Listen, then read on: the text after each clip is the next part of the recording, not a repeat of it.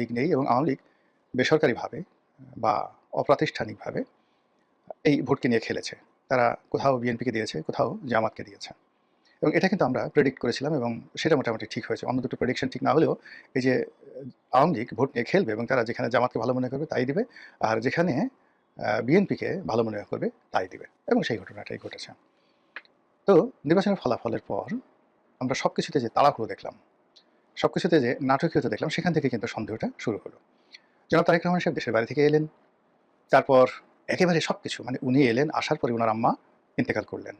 তারপর এটা উনার আগমন উপলক্ষে বিশাল একটা জনসমাবেশ হলো, আর তার আম্মার মৃত্যু উপলক্ষে বিশাল একটি যাকে বলা হয় জানাজা হলো, এবং সেই জানাজা শহীদ প্রেসিডেন্ট জিয়াউর রহমান কিংবা শহীদ হাদি ওসমান হাদির যে জানাজা, সেই জানাজার চেয়ে যে বড় হয়েছে এটা প্রচারের একটা যাকে বলা হয় আমরা সর্বত চেষ্টা দেখলাম।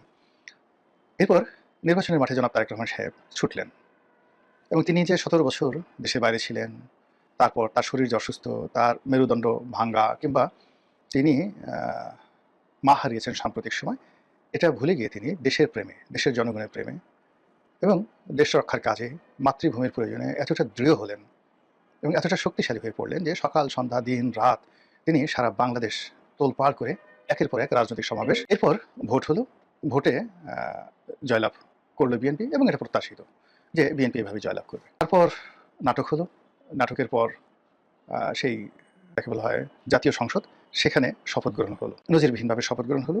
আর সেই শপথ গ্রহণের আগে এনসিপি এবং জামাত বললো আমরা এখানে শপথ গ্রহণ করব না, কিন্তু তারা আবার নাটকীয়ভাবে শপথ গ্রহণ করলো। তো এরপর সরকার গঠিত হওয়ার পরে তার মন্ত্রীরা, প্রধানমন্ত্রী একের পর এক চমক সৃষ্টি করে যাচ্ছেন।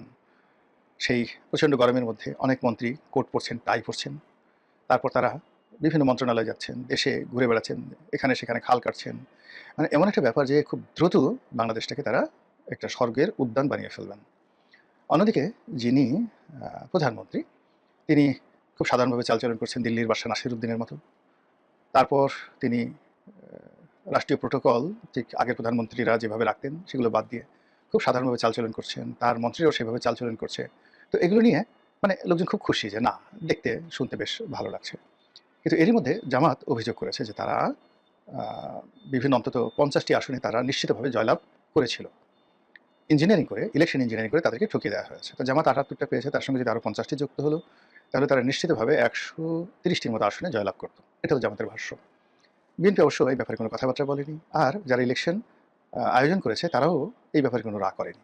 কিন্তু আমাদের মন মানছে, আমাদের মন বলছে, বারবার বলছে কিছু একটা হয়েছে। এটা অতীতের সেই তিনটি ইলেকশন ইঞ্জিনিয়ারিং এর কারণে হতে পারে, অথবা এই নির্বাচন পরবর্তী সময়ে কারোর মধ্যে মানে আনন্দ নেই। যারা বিজয় হয়েছে তাদের মধ্যে আনন্দ নেই, উল্লাস নেই, আর যারা পরাজিত হয়েছে তাদের মধ্যে হতাশা নেই।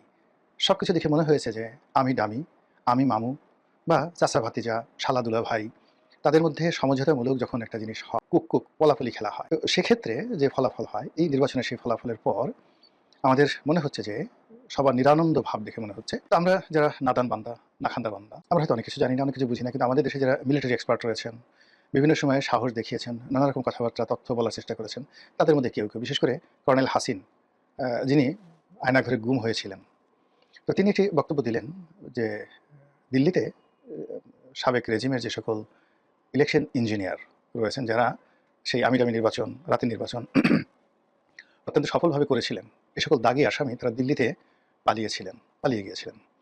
এই নির্বাচন করার জন্য তাদেরকে দিল্লি থেকে আনা হয়েছে।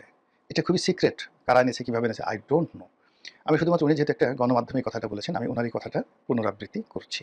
তিনি জামাতের রাজনীতির সঙ্গে আদৌ জড়িত কিনা জানি না, কিন্তু জামাতকে প্রমোট করছেন, জামাতের বিভিন্ন অনুষ্ঠানে যাচ্ছেন, কিন্তু খুব স্ট্রেট এবং ফরওয়ার্ড ওয়েতে অনেক কথাগুলো বলছেন, তার এই কথাগুলো ফেলে দেওয়া যায় না।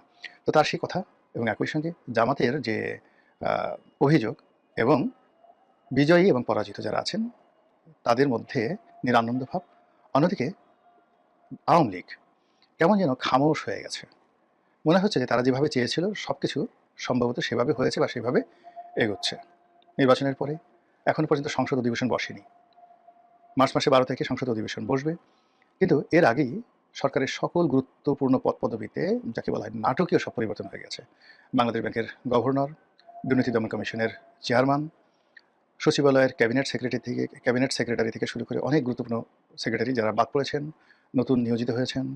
সেনাবাহিনীর সবচেয়ে গুরুত্বপূর্ণ পদ পদবিগুলোতে বিএনপি তাদের পছন্দের মানুষ তাদেরকে নিয়োগ দিয়েছে। এর মধ্যে ডিজিএফআই প্রধান নিয়োগ দিয়েছে এবং নিয়োগ পাওয়ার পর একেবারে তরুণ মানে ডিজিএফআই এর প্রধান যিনি হলেন মানে ব্রিগেডিয়ার থেকে তাকে প্রমোট করে মেজর জেনারেল করে ডিজিএফআই প্রধান করা হলো এবং আমার জানা মতে ডিজিএফআই প্রতিষ্ঠিত হওয়ার পর এত তরুণ কোনো কর্মকর্তা এই গুরুত্বপূর্ণ প্রতিষ্ঠানটির দায়িত্ব নেননি এবং তিনি দায়িত্ব নেওয়ার সঙ্গে সঙ্গেই সম্ভবত অসুস্থ বোধ করলেন।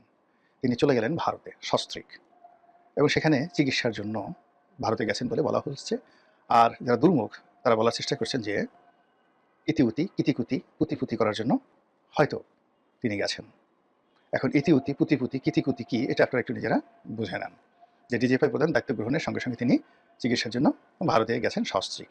এনিওয়ে, তো এখন সেই ডিজিএফআই থেকে শুরু করে সব জায়গায় পরিবর্তন হয়ে গেছে, শুধুমাত্র দুটো পদে পরিবর্তন হয়নি, তিনটি মানে তিন বাহিনী প্রধান সেই পদে পরিবর্তন হয়নি, আর রাষ্ট্রপতি পদে পরিবর্তন হয়নি, আর সব পরিবর্তন হয়ে গেছে। অন্যদিকে যারা উপদেষ্টা ছিলেন তাদের অনেকের জীবন তছনছ হয়ে যাওয়ার মতো উপক্রম। দুর্নীতি দমন কমিশনে তাদের বিরুদ্ধে অভাব মানে তাদের বিরুদ্ধে অসংখ্য অভিযোগ পড়েছে এবং আমাদের যে কেন্দ্রীয় ব্যাংকের যে ফাইন্যান্সিয়াল যে যেটাকে বলা হয় বিএফ কি যেন বিএফ ইউআইডি এরকম কি একটা রয়েছে আর কি, ফাইন্যান্সিয়াল ইন্টেলিজেন্স ডিপার্টমেন্ট যেটাকে বলা হয়, তারা বেশ কয়েকজন উপদেষ্টার ব্যাংক হিসাব তলব করেছে। তো এই হলো অবস্থা। আর সেই অবস্থার মধ্যে যখন এরকম ইঞ্জিনিয়ারিংয়ের কথা আসছে তখন আমরা ভাবছি তুমি কেমন করে গান করো হে গুণী। মানে এবারের ইঞ্জিনিয়ারিং যদি হয়ে থাকে তাহলে এটা এত সূক্ষ্ম, এত বৈজ্ঞানিক, এত আল্ট্রা লেভেলে এই ইঞ্জিনিয়ারিংটা হয়েছে, এটি একমাত্র আল্লাহ রাব্বুল আলামিন ছাড়া। সে যদি দয়া করে আমাদের কাছে এটি উন্মুক্ত করে না দেন, মানে আগামীতে এই যারা এই সমস্ত ইঞ্জিনিয়ারিং করেছেন তাদের কারো হয়তো কুড়োকুষ্টি হবে, কারো হয়তো প্লেগ হবে, তারপরে কারো হয়তো কলেরা হবে, গুটি বসন্ত হবে, অনেকে স্বপ্ন দেখবে, অনেকে জিন ভূতের কবলে পড়বে, তখন তারা ভয়ে বলে দেবে যে আমরা এই কাজগুলো করেছি, এই কাজগুলো আমরা করেছি। তো সেক্ষেত্রে হয়তো আমরা জানতে পারবো, কিন্তু তার আগ পর্যন্ত আমাদের দুর্বল বুদ্ধি যেভাবে 2014 সনের ঘটনা প্রেডিক্ট করতে পারিনি এবং ঘটনা ঘটার অনেক দিন পরেও আমরা বলতে পারিনি, আবার 2018 2024 মানে সনের যে নির্বাচন, সেই নির্বাচনের যে কারসাজি সেটা এখনো পর্যন্ত আমাদের মাথায় যেহেতু এখনো ঢোকেনি,